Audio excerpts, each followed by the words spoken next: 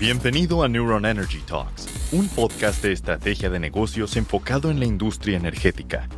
Aquí, líderes de grandes empresas comparten su visión mientras abordan las principales tendencias de una industria innovadora, apasionante, altamente eficiente y sobre todo uno de los grandes motores que transformarán el destino del país. ¡Arrancamos! Este podcast es presentado por Exdata, Laboratorio de Análisis y Visualización de Datos. Juntos podemos desafiar los retos del mundo digital y transformar tus datos en activos de negocio. Bienvenidos a otro episodio más de Neuron Energy Talks. A continuación tendremos una entrevista muy interesante con Hendrik Muñoz, quien es director general de Kin Energy. ¿Qué tal, Hendrik? ¿Cómo estás el día de hoy? Hola, ¿qué tal a todos? ¿Qué tal, Antonio? Un gusto estar aquí. Al contrario, muchas gracias por compartir este espacio.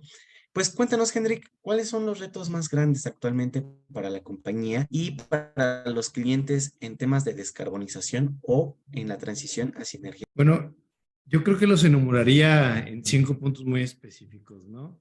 Primero es el tema de los costos. Digo, pareciera que ya deberíamos estar del otro lado, pero todavía el tema de costos y competitividad es difícil porque para hacer esa transición a fuentes de energía renovable o para la parte de descarbonización implican inversiones. Y las inversiones iniciales a veces son fuertes, ¿no? Digo, se ha demostrado que el resultado a largo plazo es beneficioso, pero todavía es uno de los temas tabús, ¿no? Al final, todo este tipo de proyectos hay que verlos integralmente y hay que evaluarlos muy cuidadosamente para ver cuáles son los beneficios verdaderos. El otro punto, el segundo que yo veo es la parte de infraestructura, ¿no? Si bien en México y en otros países pues tenemos mucha infraestructura, hay veces, y pongo un ejemplo, ¿no? Pues en África podríamos poner todos los paneles que quisiéramos, ¿sí? Y hay mucho sol, pero pues digamos que los consumidores mayores están en Europa, entonces para poder conectar esa generación de energía con la demanda, pues implica una infraestructura bastante grande, ¿no? Y para eso pues necesitamos nuevas redes de transmisión, a veces también almacenamiento de energía. ¿Por qué? La ventaja de la energía fósil, digamos, es que yo nada más le aplano el botón, empieza el generador a funcionar y ya tienes energía, ¿no? Entonces puedes controlar. En cambio, la energía renovable es intermitente. O sea, dependemos del sol, dependemos digamos, de la energía eólica. Y por eso estamos buscando temas de almacenamiento de energía, ¿no? O cómo podemos capturar esa energía, ya sea en biocombustibles, en hidrógeno, en unas baterías de litio para poder utilizarlo después. El tercer punto es la disponibilidad de recursos. Creo que ya vivimos con la pandemia de toda la fractura de la cadena de suministro. Entonces, un tema es que con toda la parte de descarbonización, todo este tema de que las empresas quieren hacer environmental, social and governance, pues demandan bastantes temas de eficiencia energética, proyectos de descarbonización, energía renovable, y puede llegar al punto donde la demanda sea mayor que la oferta, ¿no? Entonces también la disponibilidad de recursos va a ser un tema más adelante. Un cuarto punto es la resistencia al cambio, ¿no? Y esto es complicado porque pues hay empresas que llevan años haciendo las cosas como usualmente las hacen, business as usual. Y entonces esto implica de, oye, hay que meternos en la parte de descarbonización, hay que poner energías renovables. Y pues lo de siempre es, ¿y por qué yo, verdad? Yo necesito, yo he estado trabajando años así. Entonces un poco también cómo podemos educar, es uno de los desafíos. Y por último, quinto es la regulación, ¿no? Pues vemos, y México no es único, ¿verdad? Muchos países de pronto liberalizan el mercado, hay más energías renovables, fomenta el tema de la eficiencia energética, de pronto reculan y entonces dicen, ¿sabes qué? Pues ya creo que la energía renovable no debería ser uno de los focos principales. Ahí está España, ¿no? Que en un momento fue el boom de la energía renovable, la energía solar, y de pronto empezaron a poner impuestos, regulaciones, y apenas ahora están volviendo un poco a abrir el mercado. Entonces, es uno de los desafíos que hay. Lo vería en esos 5 puntos, que si los resumo es costos, infraestructura, disponibilidad del recurso, la resistencia al cambio y por último la regulación. Qué interesantes puntos, Hendrik, nos acabas de mencionar. Y justamente, bueno, igual si quieres vamos uno por uno. ¿Cuáles son las áreas de oportunidad o bien desde Kin Energy? ¿Cuáles son los esfuerzos para ir mitigando estos grandes retos? Pues yo creo que es tener esta visión bien clara de los desafíos, de los riesgos y ver cómo podemos llevar a cada uno de nuestros partners a esta transición de descarbonización, ¿no? Al final, trabajamos mucho, digamos que en toda la vertical de servicios que tenemos, no es solamente solventar temas ingenieriles, ¿no? Sino ver cómo a través de la visión de solventar las necesidades de hoy, podemos seguir teniendo los recursos, la sostenibilidad del futuro, ¿no?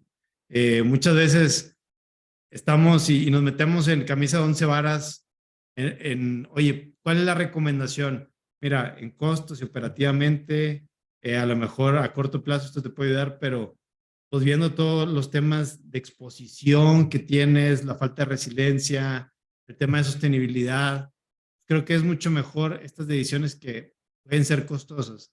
Entonces creo que es mucho tema de voluntad, hacer un poco el esfuerzo adicional para que el cliente se vaya educando y vaya tomando decisiones adecuadas. Qué interesante, Hendrik. Y justamente, bueno, igual retomando el punto de la resistencia al cambio, justamente cómo las empresas pueden ir dando estos primeros pues pasos hacia una transición energética. Mira, creo que los temas es primero que el cliente se conozca a sí mismo, ¿no? Es decir, primero, ¿cuáles son los tipos de energéticos, recursos que ellos están utilizando? ¿Sí? Porque lo primero es, pues todo el mundo es, vamos a irnos a la descarbonización, sí, pero para ser efectivos, para ser eficientes, para realmente tener un impacto, tendríamos que ver qué usos de energía tengo. Hay veces que por el tipo de industria se necesita algún tipo de energía específica. No todo puede ser electricidad, no todo puede ser gas. Un ejemplo es, oye, si yo tengo hornos, a lo mejor es mucho mejor yo utilizar gas porque es más barato y es menos contaminante que la electricidad. ¿Por qué? Porque la electricidad pareciera que es menos contaminante, es como los autos eléctricos, pero depende de la fuente de generación, ¿no? Entonces, si yo pongo a mi carro eléctrico Tesla, muy ecológico, energía que está generada por combustóleo, pues resulta que voy a contaminar mucho más utilizando ese carro eléctrico que un carro de combustión. Entonces, el primer punto es entender cuáles son los tipos de energía y cuáles pueden ser más eficientes para mi operación. El otro es digamos que los precios, ¿no? O sea, cómo quitarnos este tema de costo y verlo como una inversión. Es decir, la descarbonización muchas veces tengo que meterle más dinero y entonces me voy a hacer menos competitivo, sino es al ser más eficiente en la parte energética, al cuidar mejor los recursos, también cuando tu producto tiene este espíritu, esta visión, pues digamos que tienes más fidelidad de tus clientes, logras mejores eficiencias en tu producción, mejores calidades. O sea, hay un ejemplo que alguna vez hicimos que nos decían, oye, pues tengo un problema en mi proceso de tratamiento de agua con vapor, ¿no? Y entonces estuvimos trabajando, vimos cuáles eran los temas de eficiencia y me decían, oye, no nos estamos ahorrando. Ya empezamos a ver por qué no están ahorrando. Pues resulta que no llegaban a las capacidades de temperatura que necesitaban, porque la caldera ya no les daba, pero al hacer todos estas, al ejecutar todas estas medidas, pues ahora les daba más temperatura y por ende les daba mejor calidad a su producto final y tenían una mayor valorización del cliente final, ¿verdad? Entonces, eso incrementó, se pagó en menos de un mes, digamos, las medidas de eficiencia energética porque aumentaban los precios por la calidad del producto. Entonces, es el punto. También hay que entender que en la descarbonización, pues ya es la nueva población. Yo les digo que son estos millennials le dicen el concepto, la gran herencia, ¿no? Que tenemos esta generación boyante, baby boomers, que trabajaron, ahorraron, tienen capital. Luego fue la generación X y ahorita son los millennials, ¿no? Que son como los hijos de esos baby boomers. Y lo interesante es que, pues digo, ya muchos baby boomers están jubilados y pues tienen mucho capital que van a heredar a todos estos millennials que traen la mentalidad de sostenibilidad. Entonces, hay un segmento bien importante de la población que va a ser un determinante de consumo, que los productos sean con una base de descarbonización. Y al final también es esta parte de flexibilidad, ¿no? de que tú puedas, cuando haces estos temas de sostenibilidad, descarbonización, también cambia un poco el mindset, ¿no? En tus procesos y buscas cómo con menos hacer más, cómo ser más flexible en el uso de ciertos recursos. Y creo que eso ayuda también un poquito a tener soluciones más innovadoras. Qué importante, Henrik, esto que nos comentaste acerca, pues, de conocer el tipo de consumo que tienes como empresa. Y, pues, bueno, también me gustaría preguntarte, ¿qué tipo de energías renovables podemos tener acceso? Bueno, sabemos que depende de la actividad, pero en sí, digamos, ¿cuál es el portafolio de energías renovables que actualmente tenemos a la mano? Mira, ya hace poquito estaba en una discusión de este tipo, ¿no? Vamos a decir, yo lo divido en dos. Es la parte de generación y la distribución. La generación, pues tienes desde una planta de diésel, combustóleo, que son lo que te llega a tu casa, ¿verdad? Carbón, eh, gas, ciclos combinados y a la parte de solar, eólica y geotérmica, por así decirlo. Y a veces, ¿cómo se llama? Maremotriz en California o aquí con las presas, ¿no? Hidráulica. Entonces, esa es la parte de generación, pero también hay que ver, y lo platicábamos, hay un concepto de infraestructura, ¿sí? Entonces, para disminuir estas volatilidad de la energía renovable, por así decirlo, pues se estaba hablando mucho del hidrógeno, por ejemplo, que dicen, oye, el hidrógeno no es la generación, sino es un vector energético, es decir, es una molécula que tiene capacidad de almacenar energía. Igual son los etanoles, los bioetanoles, varios biocombustibles, ¿no? Como es el gas, como es la gasolina, como es el diésel. Entonces, dividiendo esos dos, así decirlo, tenemos siempre que ser muy conscientes de, pues yo tengo una generación con diésel, pero necesito combustible diésel y una planta de generación mecánica. Entonces, siempre son como estas dualidades. Si yo utilizo energía renovable, pues en el futuro seguramente vamos a ver, voy a tener mi fotovoltaico, mi sistema fotovoltaico más unas baterías. O voy a tener, digamos, un sistema de energías renovables conectado a un hidrolizador para tener hidrógeno, ¿no? O voy a utilizar ciertos procesos del mismo o aprovechamiento de ciertos combustibles fósiles, por así decirlo. No es lo mejor, pero si podemos recuperar cierta energía residual, a lo mejor podemos tener algunos etanoles o la misma energía renovable a través de un proceso similar a la hidrólisis, tener estos combustibles, ¿no? Entonces, digamos que son esos, tenemos acceso a todo, el tema es el costo, ¿no? O sea, yo podría tener un hidrolizador en mi casa, pero el costo es alto, ¿no? Hasta el momento. Pero se está trabajando para poder disminuir, digamos que los costos. Muy parecido a Tesla, ¿no? Vamos a hacer un modelo y vamos a ver cómo vamos disminuyendo los costos hasta que ya logremos llegar al punto de equilibrio. Exactamente, Henry. Justamente sí, pues hemos visto este comportamiento en lo que son las energías renovables. Empezamos con costos altos, pero bueno, hemos visto que con el paso del tiempo han ido pues disminuyendo. Y justamente igual, pues bueno, ya conociendo un poco las opciones que tenemos para la generación de energía. Ahora bien, digamos que hicimos el estudio, qué tipo de energía necesito, cómo necesito generarla. Ahora, ¿cómo es esta selección del proveedor? Es decir, cuéntanos un poquito acerca de esto. Mira, a lo mejor aquí mi experiencia es en grandes consumidores, ¿no? Y lo voy a un poquito estructurar ahí. Muchas veces nos toca temas de negociaciones, ¿no? Con suministradores. Y entonces aquí vuelvo, entender cuál es el tipo de energía de tus perfiles. Es diferente. Un hotel, por ejemplo, tiene un cierto perfil de energía que tiene una temporalidad, ¿no? Tiene estos picos a lo mejor en verano, donde la gente se va a vacaciones y llega al hotel, y puede ser que en el invierno, ¿no? Tienes una industria donde pues a lo mejor tienes 2, 3 turnos, es muy intensiva, tienes picos brutales en ciertos momentos del día, ¿no? tienes escuelas, tienes oficinas, que pues sabes que de 8 hasta las 5 de la tarde, pues tienes un consumo y de pronto baja sustancialmente, ¿no? Entonces, lo primero es ver estos perfiles, también hacer las comparaciones de los precios de los proveedores y el contrato que te están ofreciendo. El tercero creo que también es evaluar la calidad o el servicio del cliente, ¿no?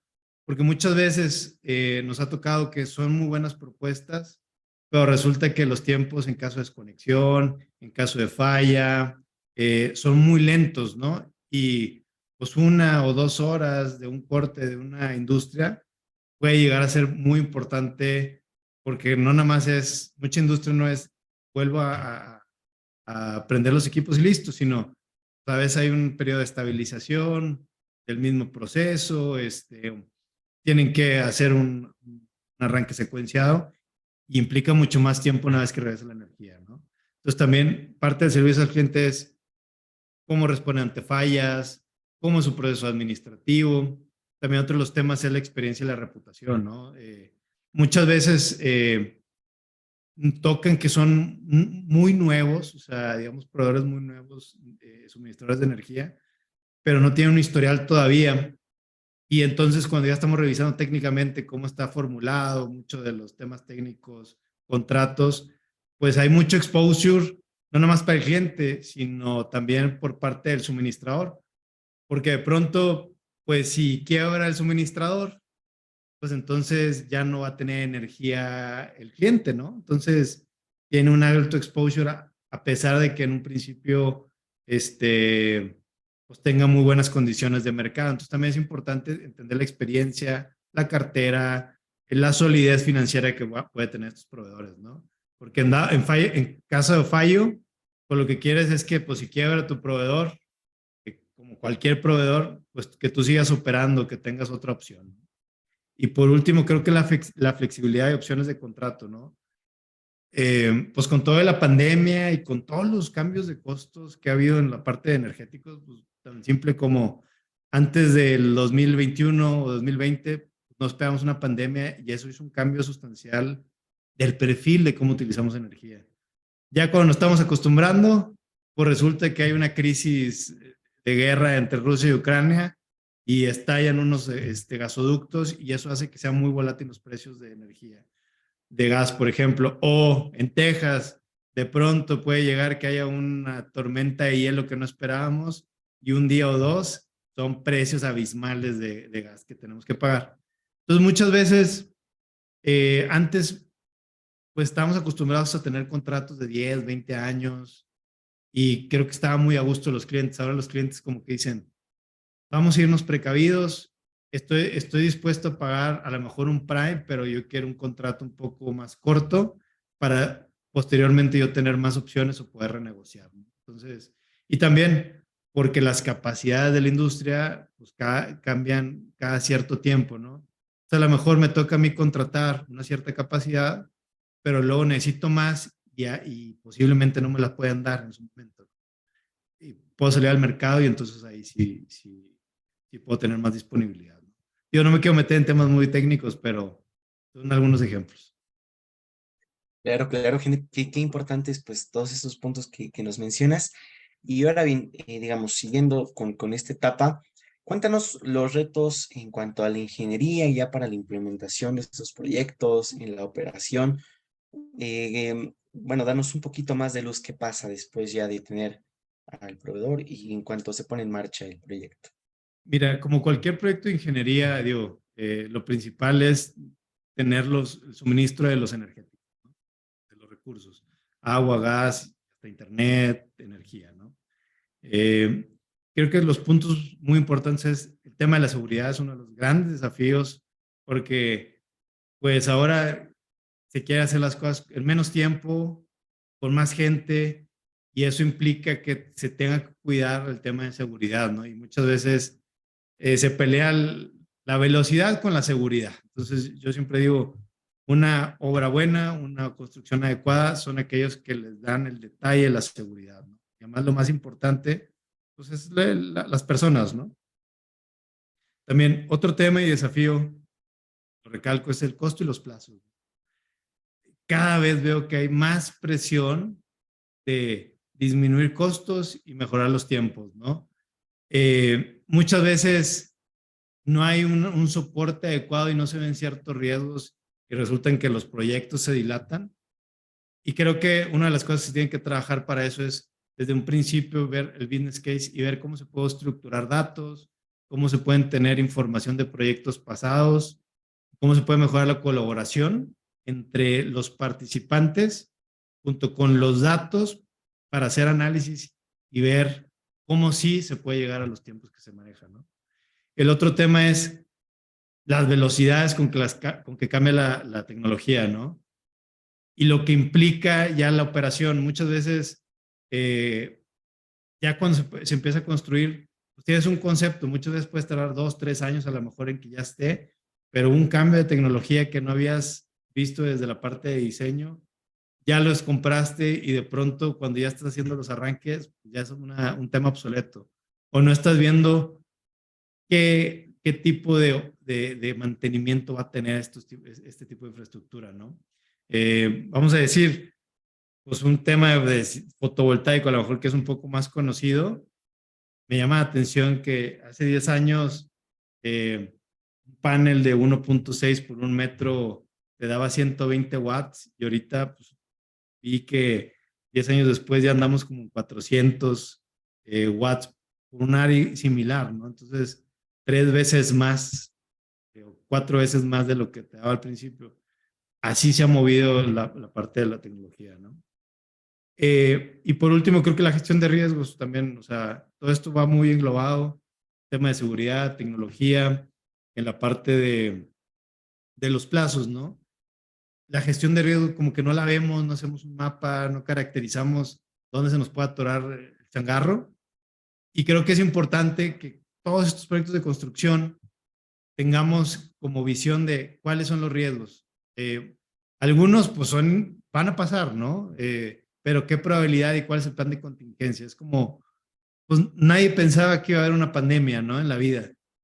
Pero creo que hoy en día muchos ya mapean la posibilidad de una pandemia, de un corte de suministro, y saben que no pueden controlarlo, pero ya tienen planes de contingencia, ¿no? Y eso es lo mismo que tiene que pasar en los proyectos de Qué interesante, Hendrik.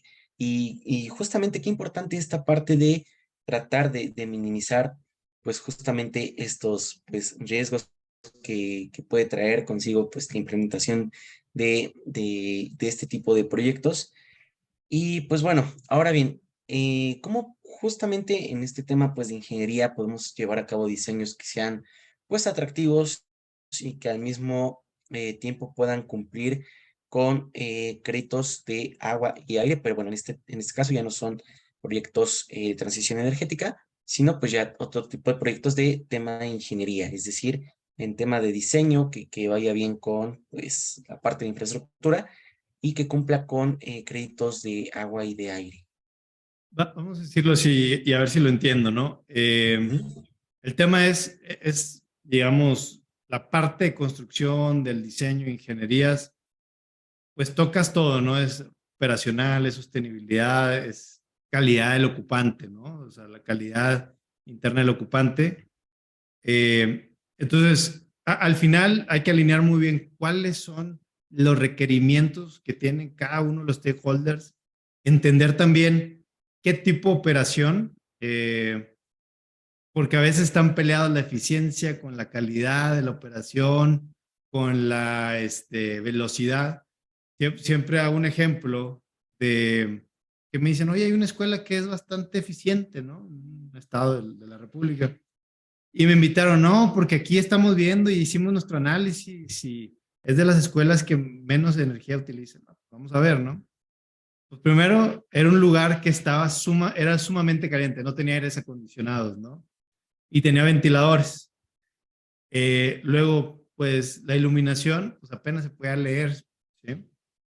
Y pues decías, pues sí es eficiente, ¿no? La conclusión es, pues es muy eficiente, pero no cumple primeramente con la función operacional que necesitas en un aula. Que los alumnos que estén ahí se sientan cómodos, puedan poder leer claramente y poner atención a lo que se está enseñando, ¿no? Ese tiene que ser digamos, lo primordial. Y después ya empiezan a ver estos vectores de calidad de aire, el tema del agua, el tema de la eficiencia energética, pero es como un estira y afloja hasta llegar a un punto medio, ¿no? Mucho es trabajar con el usuario final, con el que está desarrollando el proyecto, para poder conciliar cada uno de estos vectores de tal manera que se puedan conjugar y que puedas cumplir con la mayoría de estos requerimientos. No entro a detalle en el tema de agua porque hay muchos tipos de medidas también del tema de calidad del aire, ¿no? O sea, en agua es desde cómo reutilizar, bueno, llaves aireadoras, migitorios secos, cosas muy sencillas, ¿no? Cómo reutilizar en una planta de tratamiento el agua que ya utilizaste, el agua pluvial, cómo puedes tener que tormenta que puedes reutilizar después en una cisterna. Y en la parte de aire, pues creo que también es importante, ¿no? Con todo lo de la pandemia, es pues cómo tener aire exterior para que no se vicie el aire, cómo cuidar que no tengas este tipo de pinturas, que tenga formaldehídos, cosas que te implican algunos temas ahí de salud. Para eso hay ciertas certificaciones, por ejemplo, o normativas locales. En la industria es muy común ciertas NOM que ven, oye, cuánto está expuesto el operario a formaldehídos, alcoholes, ozonos, y tienes que cuidar que cada cierto tiempo esté haciendo una auditoría. También hay certificaciones que son voluntarias como WELL, que se tratan de cómo mejorar la calidad interna y la salud del ocupante, ¿no? Y están de sostenibilidad, que son muy variadas. Está LEED, BREEAM, EDGE, normativas locales, por ejemplo, en la Ciudad de México tenemos una PESES, hay normas oficiales mexicanas sobre eficiencia energética, cuánto es la densidad de iluminación que tienes que utilizar de acuerdo a ciertas norms. Entonces hay muchas herramientas que se pueden utilizar, ¿no? Para mejorar los diseños y construcción. Qué interesante, Henry. Y justamente igual entrando pues, metodologías, cuéntanos acerca de la metodología BIM y justamente cómo nos ayuda a la gestión de proyectos. Pues mira, el BIM, sí, bueno, digamos que el acrónimo BIM significa Building Information Modeling. Yo lo veo más como un Better Information Management. Al final muchos lo ven como si fuera, es que estás haciendo un modelo 3D y ya es BIM, ¿no? El BIM lo puedes manejar incluso sin que tengas ningún dibujo 3D, ¿no? Es cómo estructuras la información para que puedas tener la fuente única de la verdad, como yo le digo, que sea consistente desde el diseño, la construcción y la operación de los proyectos de construcción, ¿no? Y esto, pues digamos que no nada más es que se vea que está el modelo 3D, ¿no? O sea, que veas la geometría y digas, mira, hay una pared, mira, que hay un elemento, un foco, bueno, no un foco incandescente, un foco LED, ¿no? O que, mira, veo una tubería, sino más bien es que esos materiales, esos elementos tengan ciertos datos, ¿no? Desde los materiales, el fabricante, las especificaciones técnicas, los mantenimientos preventivos que les tienes que dar, el sistema constructivo, el tiempo que lleva para hacer o instalar el producto material, el costo asociado, o sea, todos los aspectos que sean relevantes durante todo el ciclo de un proyecto de construcción, ¿no? Desde el diseño, la construcción y la operación. Y esto no nada más es los datos, sino también es una herramienta que te ayuda cómo podemos colaborar, ¿no? Entre los distintos equipos. Internamente hacemos nosotros el tema de las ingenierías y una de las cosas cuando lo implementamos fue que los ingenieros entendieran que no era un dibujo, ¿sí? Porque hacían el dibujo y luego se iban al Excel y entonces hacían todos sus cálculos y volvían y hacían su dibujo. Sino desde ahí, cómo pueden interrelacionar información y luego cómo esa información que ellos están alimentando les puede servir a otros, ¿no? Algo tan simple y sencillo es cuando un ingeniero de aire acondicionado hace su modelo de BIM, pues no nada más se ve el 3D, sino ya se tiene ahí cuántos son los FMs, cuánto es el valor de protecciones, valores eléctricos, de tal manera que cuando necesita ver nuestro ingeniero eléctrico, él ya sabe todos los valores a considerar para seguir avanzando y cierre de su diseño, ¿no?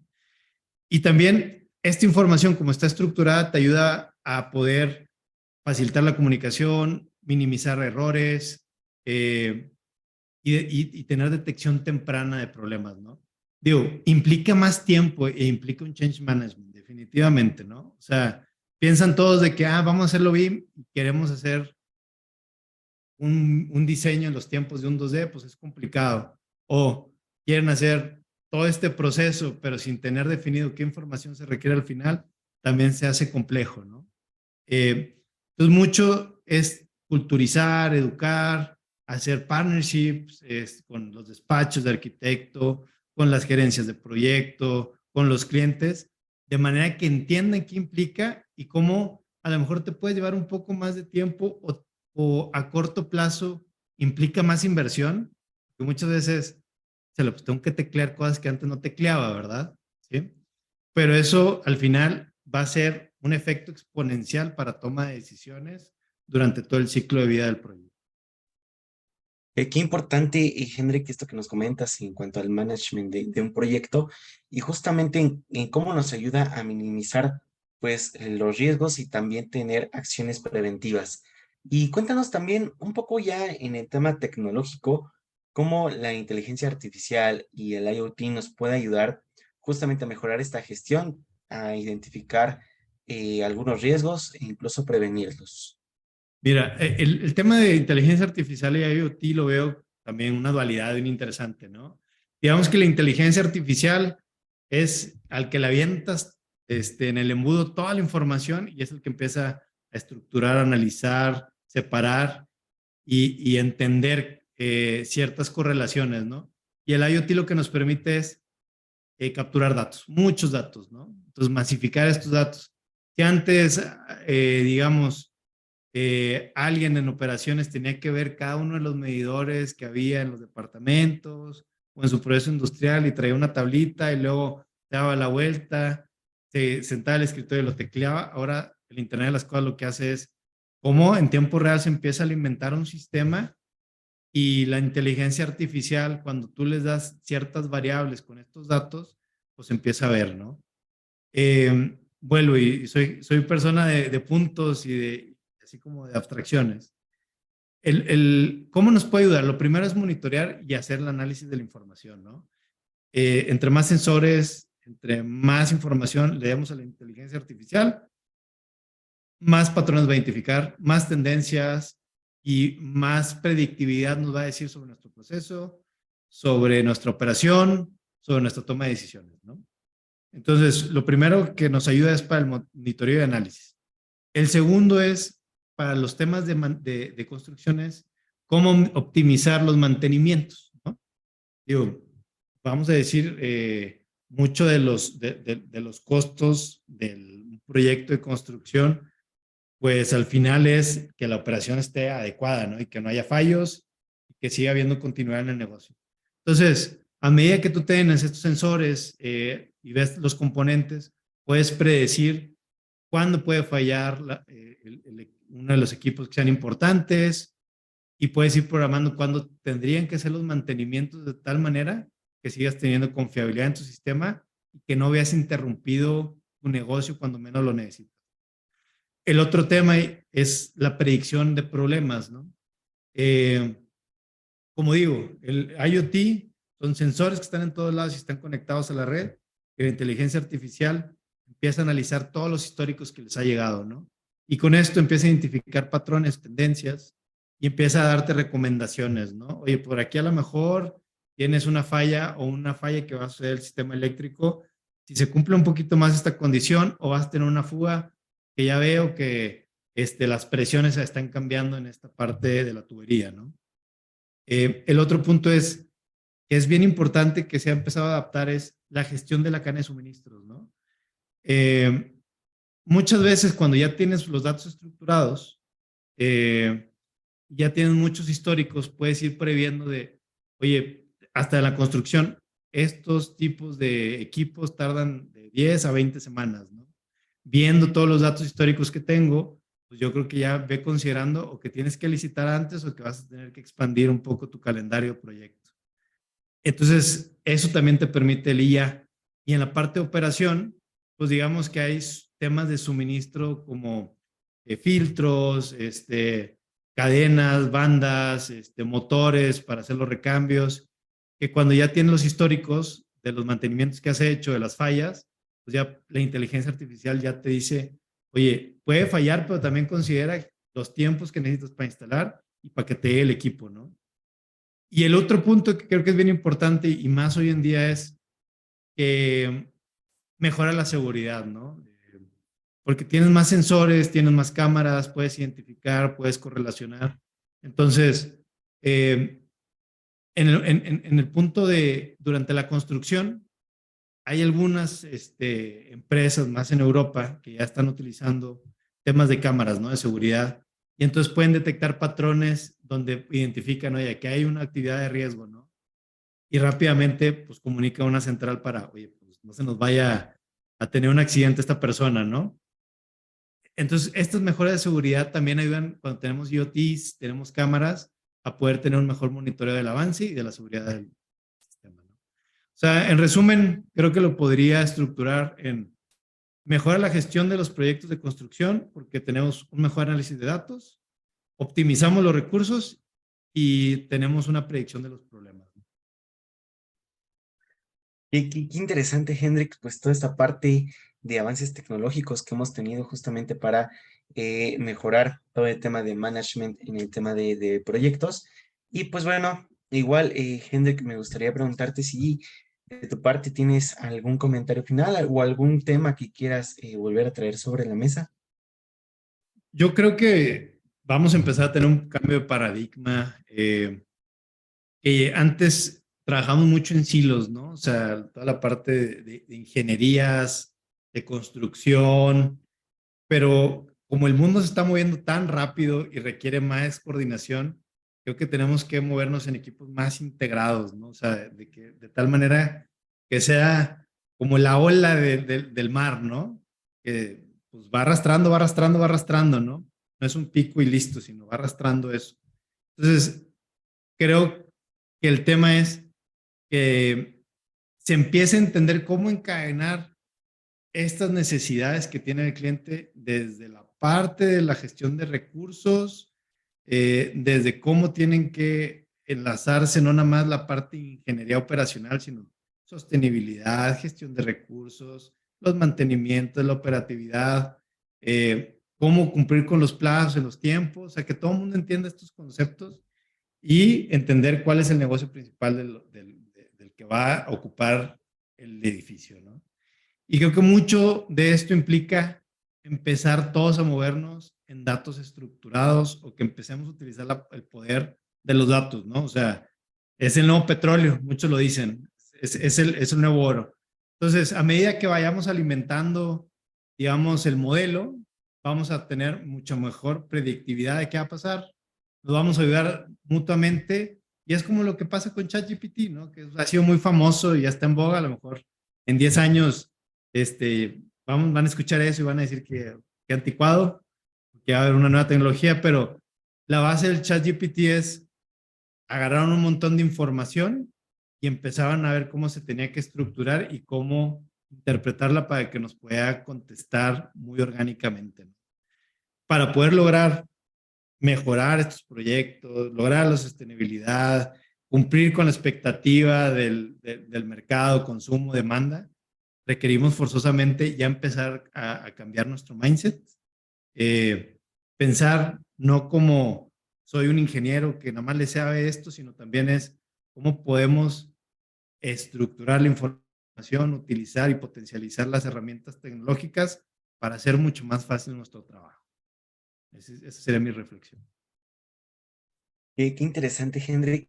Y pues bueno, igual aprovecho para invitar a todo el auditorio para que se acerquen con Hendrik, con el equipo de Tikin Energy. Y pues bueno, Hendrik, agradecerte muchísimo por este espacio, por esta conversación. Y pues bueno, sin duda alguna por esta gran cátedra acerca de la inteligencia artificial, todo el tema de project management. Y pues bueno, nuevamente, Hendrik, muchísimas gracias. Hombre, a ti por la invitación. Aquí estamos al pendiente. Muchas gracias. Gracias por acompañarnos a un episodio más de Neuron Business Talks. Sigue la conversación en vivo en nuestros foros de negocios del sector automotriz, minero, energético, tecnología y petróleo. También te invitamos a seguirnos en nuestra página neuronbusinessgroup.com, nuestras redes sociales y suscríbete a nuestro newsletter, donde recibirás información de primera mano sobre nuestras entrevistas y eventos exclusivos de la comunidad de Neuron Business Media.